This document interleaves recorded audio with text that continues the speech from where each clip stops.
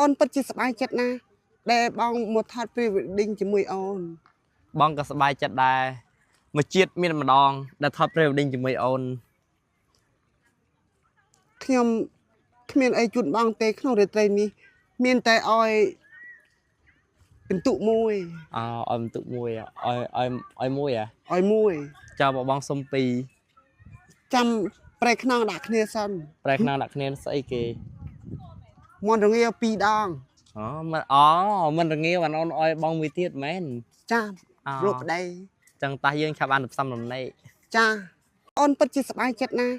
ដែលបងមកថត pre-wedding ជាមួយអូនបងក៏សប្បាយចិត្តដែរ